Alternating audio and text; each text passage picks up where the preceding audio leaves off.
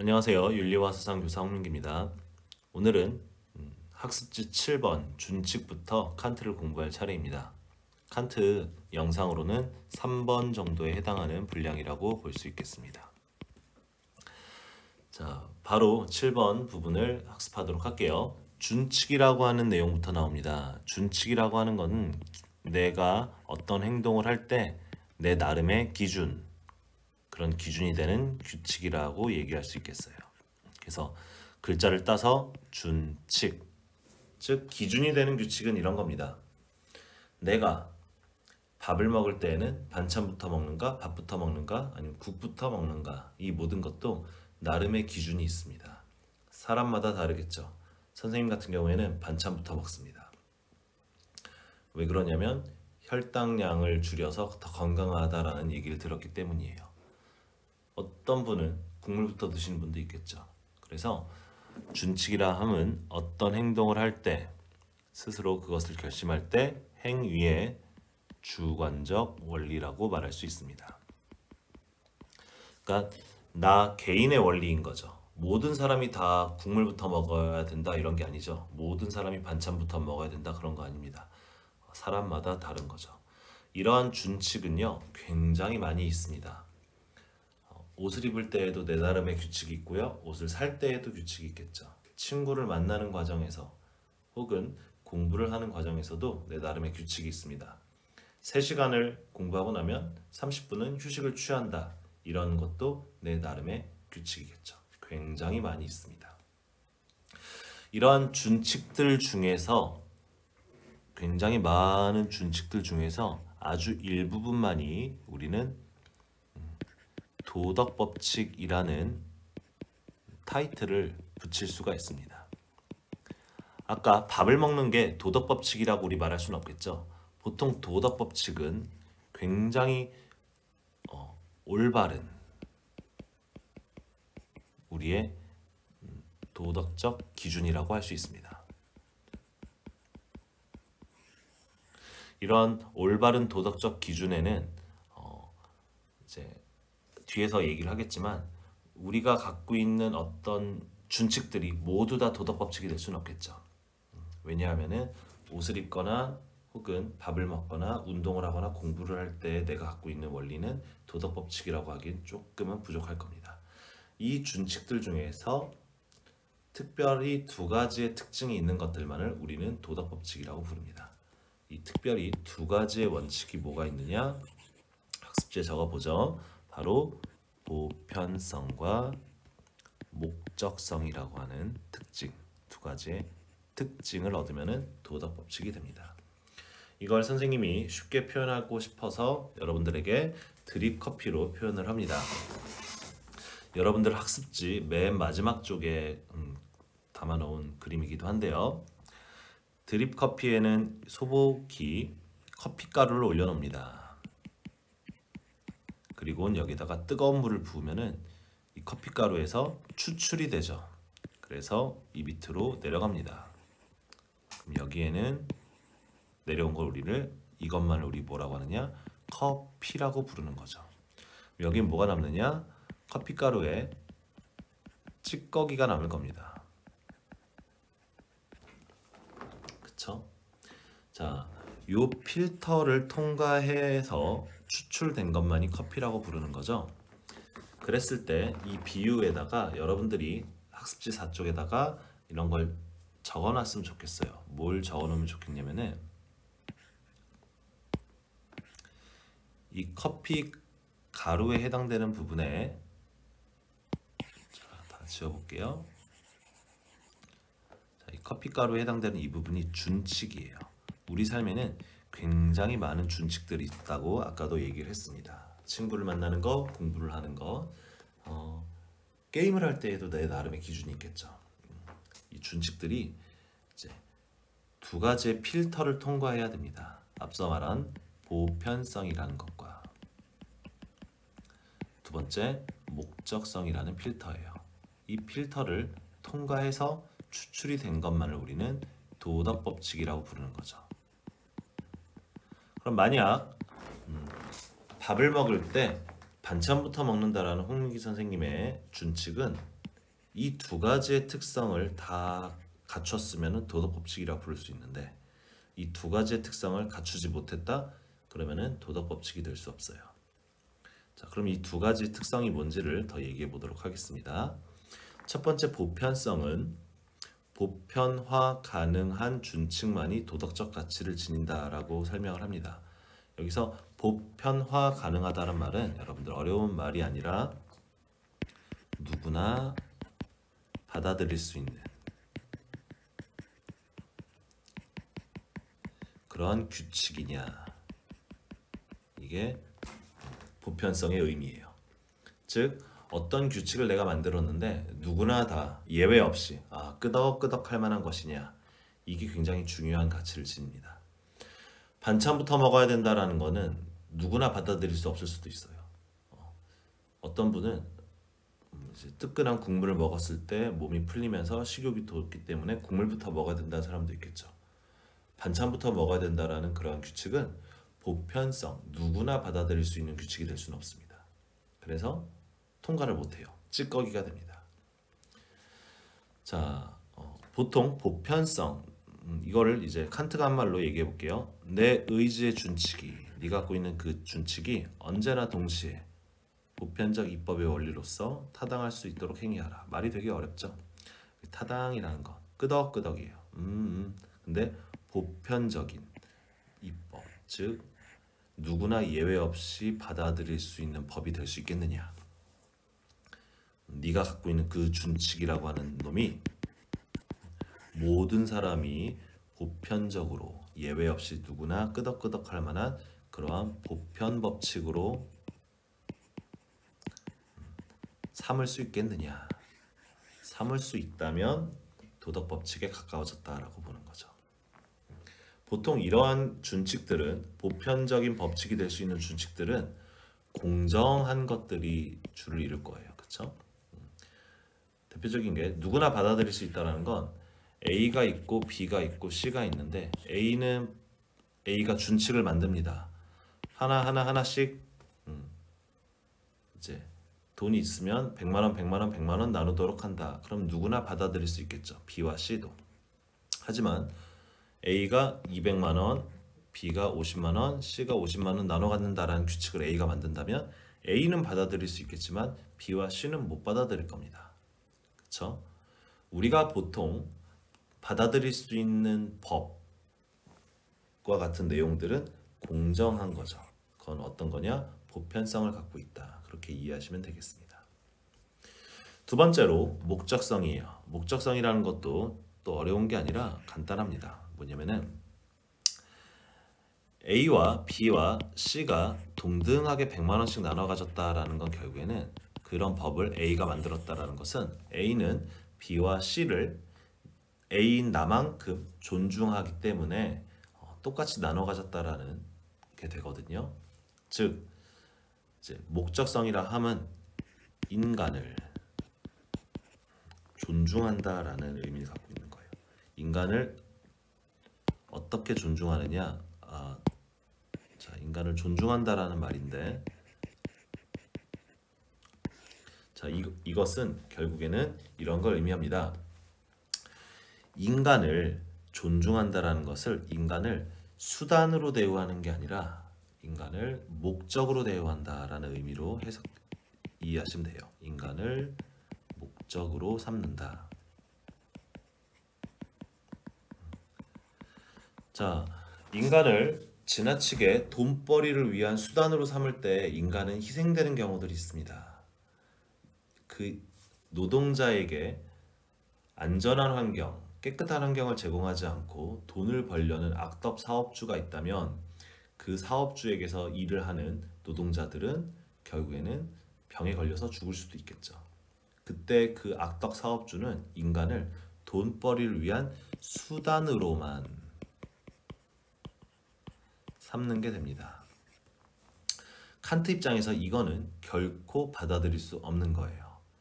인간은 수단으로만 쓰면 안 되는 굉장히 귀중한 존재입니다. 그것을 칸트의 표현으로 뭐라고 하느냐? 존엄하다라고 표현을 하죠. 존엄하다. 이거는 여러분들이 동그라미를 쳐도 되는 되게 좋은 단어입니다. 자, 그래서 인간이 존엄하다라는 의미는 뭐냐면은 그 옆에다 적어도 되는데 인간의 가치는 무한하다. 한 명이 인간을 희생해서 100명의 사람들이 즐거울 수도 있겠죠. 한 명의 개인을 희생해서 10,000명의 사람이 즐거울 수도 있습니다.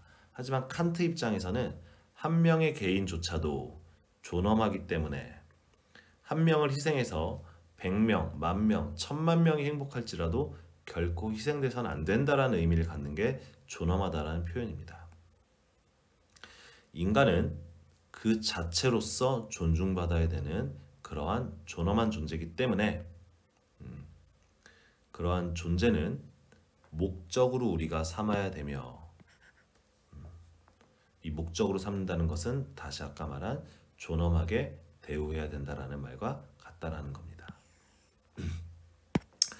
자, 이러한 인간은요, 칸트 입장에서는 인격이라고 표현합니다. 인격은 인간의 클래스라는 표현인데요. 격이라는 게 클래스라는 표현인데 인격은요, 이성적 존재를 의미합니다. 단순히 인간만을 얘기하는 게 아니라 도덕적인 행위를 할 수 있는 존재. 칸트식으로 말하면 이성적 존재만을 인격이라고 말해요. 정언명령, 앞서 배운 정언명령의 절대적 목적이라고 할 수 있습니다. 우리가 도덕법칙이 곧 우리에게 의무로 다가온다라고 배웠는데 도덕법칙, 즉 우리에게 의무로 제시되는 이러한 내용들은 보통은 뭐냐면은 인간을 존중하는 내용을 담고 있다라는 거죠. 너 자신과 다른 모든 사람의 인격을 결코 단지 수단으로만 대하지 말고 언제나 동시에 목적으로 대하도록 해라. 이런 겁니다.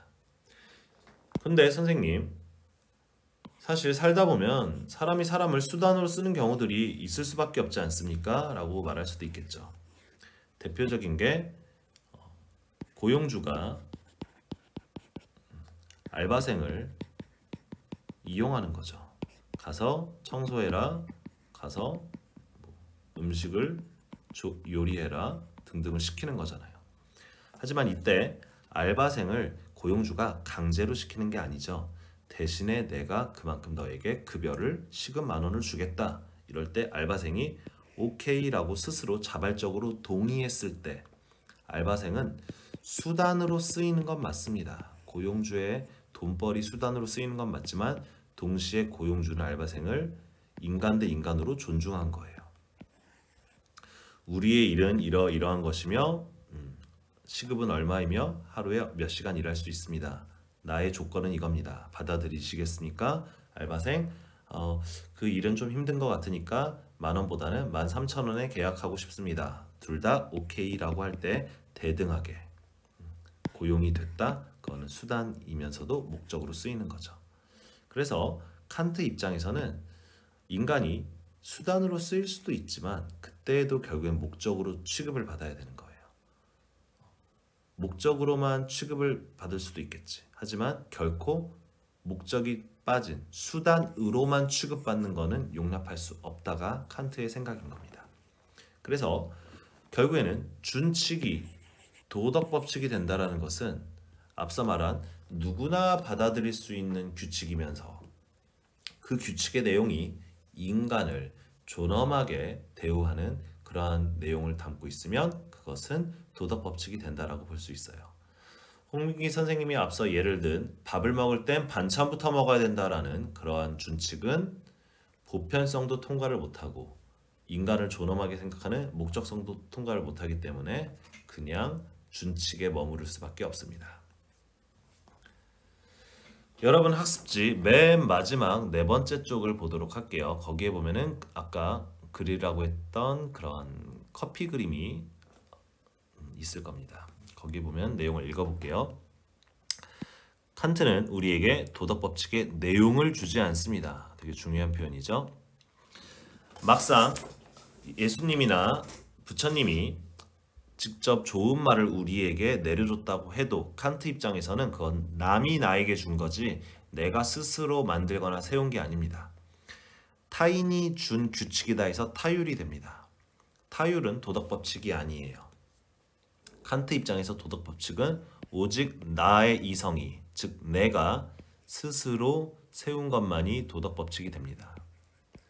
예수님이 주거나 부처님이 준 거는 직접적인 내가 만든 게 아니라면 도덕 법칙이라고 여길 수 없다가 어쩌면 칸트의 생각일 수도 있습니다. 자, 칸트는 우리에게 그래서 도덕 법칙의 내용을 직접 준 게 아니에요. 내용을 우리 스스로가 만들 수 있게, 그러니까 입법이라고 하거든요. 법을 세운다. 입법할 수 있게 형식만을 제공합니다. 쉽게 말하면 이런 거죠. 자, 이렇게 칸트는 우리에게 직접 칸트가 커피를 추출해서 우리에게 커피를 준 게 아니다라는 거예요. 칸트는 우리에게 커피를 내릴 수 있는 이 형식만을 제공하는 거죠. 그럼 여러분이 여러분의 준칙을 올려놔 보고 추출해서 이건 도덕 법칙으로 삼아야겠다 이렇게 직접 내리는 형식만을 준 게 칸트의 철학입니다. 그래서 형식만을 줬다. 이게 되게 중요하죠. 그리하여 스스로 입법자가 되어 자기 자신의 행위를 법률로 만들도록 요구합니다. 도덕 규칙을 누가 만드느냐? 내가 만든다라는 거죠. 자, 그래서 도덕 법칙의 형식은 드립 커피를 추출하는 것과 같다. 굉장히 다양한 준칙이 있을 텐데 그 준칙을 드리퍼 위에 커피 가루처럼 올려놔 보고 그것을 통과시켜 보라는 거죠. 우리의 준칙이 커피 가루가 커피 필터를 통과해서 커피가 되듯이 보편성과 목적성이라고 하는 두 가지의 필터를 통과할 때에만 우리는 그것을 도덕 법칙이라고 존중할 수가 있는 겁니다. 추출된 도덕 법칙은 나의 이성이 만든 것이기 때문에 나의 법칙이 됩니다. 경향성을 이겨내고 스스로 본능과 욕구와 같은 것들을 이겨내고 스스로 옳다고 여기는 도덕 법칙을 스스로 따를 때 칸트 입장에선 그것이 자유다라고 얘기를 합니다. 이 부분은 요 다음에 추가적으로 설명을 할 거니까 나중에 한번 다시 읽어보도록 하겠습니다. 이렇게 추출된 도덕 법칙은 목적성인 인간 존중, 인간 존엄의 정신을 갖고 있죠. 칸트의 이러한 의무론이라고 하는 이론은 보편주의 정신과 인격주의 정신을 갖고 있습니다. 그리고 그것이 현대 인권 사상의 근거가 되죠. 그래서 칸트에 근거한 현대의 인권, 그것으로부터 나온 대한민국의 헌법도 인간을 존엄하게 여깁니다. 헌법 제10조에 보면은 이러한 인간 존엄의 정신이 나와 있어요. 이로부터 나온 게 헌법이기 때문에 우리 사회에서는 한 명의 희생을 통해 가지고 5천만 인구가 행복할 수 있다 할지라도 결코 그것은 용납할 수 없는 그러한 체제, 사회를 살게 된 겁니다. 만약에 다른 학자들이 더 뛰어난 얘기를 했다라고 여겨졌다면은 우리는 한 명을 희생해서 5천만이 즐거울 수 있는 사회가 되었을 수도 있죠. 하지만 현실은 그렇지 않죠. 칸트의 생각대로 한 명의 인간마저도 존엄하게 여기는 그러한 목적성을 가진 것만을 우리가 도덕 법칙으로 따르고 그것을 우리가 헌법 정신으로 반영하는 사회에 살고 있습니다. 자, 이번엔 8번 칸트의 자유를 가보도록 하겠습니다. 칸트는 이제 두 가지의 상황을 제시를 하는 거죠. 내가 7시에 운동을 한다라는 규칙. 이 규칙은 내가 세운 거겠죠. 이 규칙이 있다라고 할 때 7시가 됐다. 더 자고 싶을 수도 있고 일어나서 내가 원하는 대로 운동을 할 수도 있겠죠. 이때 내 상태는 귀찮아요. 솔직히 나가기 싫고 밖이 추워. 따뜻한 이불 속에서 더 자고 싶다고 생각을 합니다. 하지만 그럼에도 나아가서 내가 정한 규칙대로 운동을 할 수 있겠죠. 자, 우리는 보통 이 두 가지 중에 앞에 걸 선택할까 뒤에 걸 선택할까 고민하는 상황에서 무언가를 선택하는 걸 자유라고 생각합니다. 그러니까 더 자는 것도 자유롭다라고 우린 여길 수 있죠. 하지만 칸트는 진정한 자유라는 것은 이 두 개 중에 뭘 고를까를 선택의 자유라고 얘기하지 않아요. 진정한 자유는 이런 1과 2 중에 선택하는 게 아니라 2를 추구할 때만을 자유라고 얘기를 합니다. 2를 선택하는 거는 자유가 아니다라고 보는 거죠. 왜 그렇게 얘기하는지를 보도록 할게요. 칸트 입장에서 늦잠을 자는 것과 아침 운동은 큰 차이가 있습니다. 아침 운동은 내 이성이, 즉 내가 정한 규칙이고요. 늦잠은 육체적 욕구, 내가 정한 적 없어요. 그냥 육체가 나에게 요구하는 것일 뿐입니다. 이에 비해서 아침 7시에 운동하는 것은 내 이성이 스스로 내가 정한 나의 규칙인 거죠. 늦잠이라는 건 결국엔 더 자고 싶다라는 건 내 육체가 요구하는 경향성이에요. 이건 본능이고요. 욕구고요. 한 번도 내가 스스로 가진 것이 내가 정한 게 아닙니다. 여러분, 치킨과 오이가 있다고 해볼게요. 오이를 많이 먹으면 더 건강해지고 치킨을 많이 먹으면 더 건강이 나빠진다고 우린 여길 수 있죠. 그럼에도 불구하고 우리의 몸은 치킨을 더 욕구합니다. 만약에 내가 내 스스로 내가 좋아하는 것을 세팅할 수 있다면 우리 중에 누구도 몸에 나쁜 것을 요구하진 않을 거예요. 다 내가 직접 내 본능을 세팅할 수 있다면 나는 오이랑 브로콜리랑 채소를 좋아하고 그리고 나는 취미로 제일 좋아하는 것은 운동으로 세팅을 할래. 그럴 수 없잖아요. 그렇죠? 이 말인즉슨 이제 식욕이나 이런 육체적인 욕구들은 육체가 나에게 요구하는 것이지 내가 한 번도 결정 내리고 선택한 적이 없는 것들이에요. 이해되나요? 그렇기 때문에 그걸 칸트는 경향성이라고 표현을 하는 거죠. 이에 비해 아침 운동은 내가 스스로 자발적으로 정한 겁니다. 스스로 자자에 규칙 율자를 적어서 자율이라고 표현하는 거죠. 자, 이러한 욕구는 현상계의 홍민기, 동물적인 홍민기가 추구하는 거죠. 이에 비해서 아침 운동과 같은 것은 스스로 정한 거기 때문에 스스로 동물적인 욕구를 벗어나서 내가 원하는 대로 무언가를 정할 수 있다. 그건 초월적인 거예요. 예지계의 홍민기가 정한 거라고 볼 수 있어요. 만약에 늦잠이나 이러한 육체적 욕구만을 추구하는 삶이다. 그건 나무늘보와 다를 바가 없죠. 동물과 같은 삶인 거죠. 이건 뭐냐? 자유로운 삶이 아니라 이건 뭐냐? 육체적 욕구의 노예로 산다라고 보는 거예요. 이건 자유로운 게 아니다라고 보는 거죠. 그에 비해서 내가 스스로 세운 법칙, 규칙에 따라서 살 수 있다라고 한다는 것은 이제 로또가 당첨된 돈을 쿨한 척 전에 기부한다. 우쿨렐레를 배워서 음악을 즐긴다. 봉사를 한다. 이게 우리 버킷리스트라고 하죠. 이렇게 내가 원하는 리스트를 짜서 평생 이것들을 실현하면서 살 수 있다? 칸트 입장에서는 이런 나무늘보의 삶보다는 버킷리스트를 실현하면서 살 수 있는 삶이 훨씬 더 자유로운 삶이다라고 볼 수 있습니다. 여러분, 외국인 친구를 사귀려면 영어 공부를 막 해야 되잖아요. 엄청 힘들 겁니다. 내가 무언가 훌륭한 존재가 되기 위해서 여러분들이 아침부터 밤까지 공부를 하는 것은 경향성의 세계에서 육체적 욕구로만 보면 말도 안 되는 굉장히 힘든 일인 거예요. 그래서 그것을 포기하고 동물적으로 사는 사람들도 있겠죠. 하지만 여러분들이 윤리와 사상이 힘듦에도 불구하고 그것을 계속 배우려고 한다는 것은 여러분들이 스스로 나는 훌륭한 삶을 살 거야 이런 리스트대로 여러분들이 살아가고 있다는 것을 의미합니다.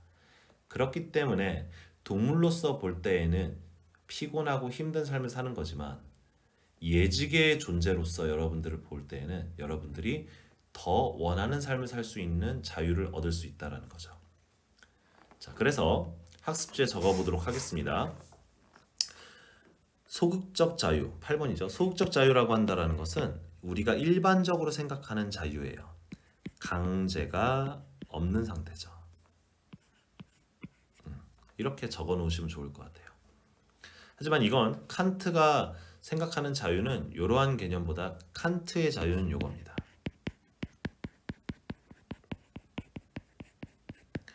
여기에 자율이라고 쓰는 거죠. 스스로 나의 법칙, 스스로 자자의 법칙, 율자, 스스로 나의 법칙을 만들고 그 법칙을 따르며 사는 것. 이게 진정한 자유다. 우리가 내 스스로 법칙을 만들고 살아갈 수 있는 존재를 우리는 자기 입법적 존재라고 합니다. 입법이라고 하면 스스로 규칙을 만들고 살 수 있다는 거죠. 왜 이 자유를 적극적 자유라 그러고 진정한 자유라고 하느냐? 스스로 원하는 존재가 되어 스스로 원하는 삶을 살 수 있기 때문에 그런 겁니다. 이렇게 내가 원하는 계획표대로 살 수 있다는 것은 선생님도 공부 못했고 선생님도 집안 형편이 어려워서 되게 좀 불우한 나름의 생활을 살았지만 교사가 되고 싶다라는 생각으로 좀 공부를 오래 했습니다. 20대 때에도 거의 한평생을 공부만 하고 공부를 많이 했어요. 그래서 내 주변의 친구들을 보면은 더 빨리 연애하고 더 빨리 친구들과 즐겁게 지내는 돈 벌고 즐겁게 지내는 친구들도 많이 봤는데 나는 그러한 경향성을 포기하고 끊임없이 조금씩 공부해서 나가다 보니까 되게 늦은 나이에 교사가 되었습니다. 여러 번 도전을 한 거죠. 하지만 그렇다 할지라도 선생님 그걸 더 행복하게 여깁니다. 왜냐면 나는 교사로서 살고 싶었거든요. 스스로 원하는 존재가 되어 원하는 삶을 살 수 있기 때문에 선생님 지금에 대해서 굉장히 좀 만족하는 편입니다. 이게 칸트가 말하는 어쩌면 진정한 자유다. 단순히 치킨 먹을까 오이 먹을까 속에서 갈등하는 게 자유가 아니라 내가 훌륭한 존재로 내가 원하는 존재로 살아가는 게 그게 자유다라고 보는 거죠. 예지계의 존재인 겁니다. 예지계의 존재는 스스로의 목표를 세워서 그에 따라 살 수 있습니다. 그쵸? 이때에만 자유가 있다라고 보는 거예요. 치킨과 오이 중에 오이가 좋아서 선택하는 게 아니라 내가 스스로 규칙에 의해서 오이를 먹는다? 그거는 자유로운 거다라고 보는 거죠. 그런데 여러분 이때 도덕 법칙은요. 나의 이성이 내 스스로 옳다고 여기는 게 도덕 법칙이라고 우리는 앞에서 배웠습니다. 내 스스로의 이성이 스스로 세운 게 도덕 법칙이거든요. 그랬을 때 이 도덕 법칙을 따르는 건 여러분 뭐냐면은 나의 일과표대로 내가 하루를 보낸 것과 마찬가지인 거예요. 나의 규칙대로 내가 사는 것처럼 내가 정한 옳다고 여기는 법칙대로 내가 사는 거잖아요. 도덕 법칙을 따를 때에만 우리는 자유롭다라고 여깁니다. 이성적 존재는 스스로의 규칙을 부과할 수 있는 존재고요. 그거야말로 자유로운 존재죠. 이 규칙 중에는 도덕 법칙도 내가 정한 규칙입니다. 불쌍한 사람이 있으면 무조건 도와야만 한다. 이러한 규칙을 따를 때에만 여러분은 더 진정한 자유를 누리는 존재로 살 수 있다라고 봅니다. 저 사람을 도와야 된다라는 도덕 법칙이 있음에도 불구하고 돕지 않고 귀찮아서 외면했다? 그거는 동물과 같은 삶인 거예요. 내가 피해볼까봐 비겁하게 그 장면을 외면했다? 그거는 뭐냐? 욕구의 노예, 동물과 같은 삶, 노예의 삶이다라고 봐도 되는 거예요. 피곤하고 힘들고 위험할 줄 알면서도 그를 도왔다. 내가 옳다고 여기는 게 이거라고 생각해서 그 삶을 살았다. 그거는 자유로운 삶이다. 이렇게 보는 거죠. 이때 인간은 존엄한 존재. 동물과는 다른 존중받아도 될 만한 존재. 이성적 존재, 자율적 존재. 이렇게 보는 겁니다. 그래서 도덕 법칙은 예지계의 그러한 홍민기만이 할 수 있는 것이다. 이렇게 보는 거죠. 자, 그래서 여러분 그 칸트의 자유 8번의 밑에 칸을 보겠습니다. 인간이 자율로 인해서 물리세계인 자연세계, 즉 여기는 현상계죠. 현상계 속에 홍민기는 살아가지만 자율적 존재인 인간은 예지적 세계에도 속함으로써 경향성이나 본능과 혹은 자연법칙의 인과성과 구별되는 도덕적 행위를 할 수 있다.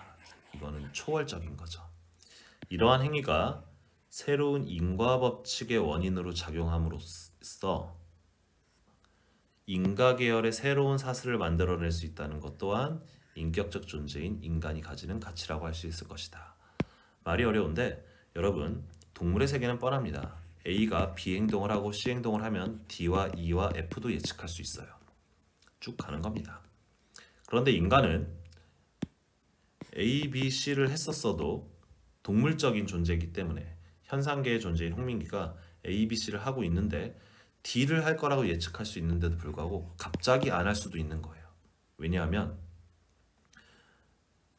자율적 존재인 인간은 예지적 세계에 속하기 때문에 이거는 옳지 않은 것 같아.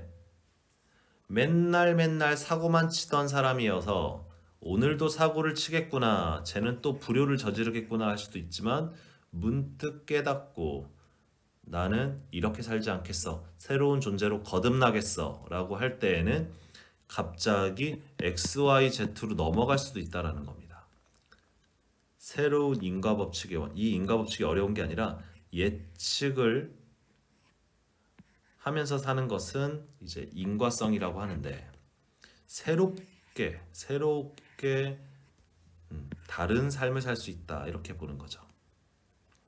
인간은 그래서 되는 대로 사는 게 아니라 자신이 더 옳다고 여기는 훌륭한 삶을 만들어갈 수 있다. 새로운 사슬을 만들어낼 수 있다. 이게 인간이 갖고 있는 자유이고 인간의 가치다. 이렇게 보는 겁니다. 자, 그리고 그 밑에 인간은 곧 그의 자유, 그게 자율이죠. 자율의 힘에 의해 신성한 도덕 법칙의 주체가 될 수 있다. 그러므로 도덕 법칙이야말로 인간을 인간답게 존엄하게 만들어주는 가장 본질적 요소입니다. 도덕 법칙은 인간이 자신에게 부과하고 인간이 인간이기 위해 그것에 스스로 복종해야 되는 법칙이며 인간이 악으로 나갈 수도 있는 자연적 경향성을 제압하고 스스로 도덕 법칙 아래에 세워야 하는 것은 그렇게 함으로써만 인격적 존재가 될 수 있기 때문이다. 즉, 다시 정리할게요. 자율의 힘이 있는 이성적 존재이기 때문에 자율적으로 살 수 있는 존재인 인간은 도덕 법칙을 만들 수 있죠. 이것을 따를 때에만 인격적 존재로서 존엄한 존재로 살아갈 수 있습니다. 물론 실패할 때도 있겠죠. 하지만 계속해서 끊임없이 이것을 시도하는 과정에서 인간은 존엄성을 갖게 됩니다.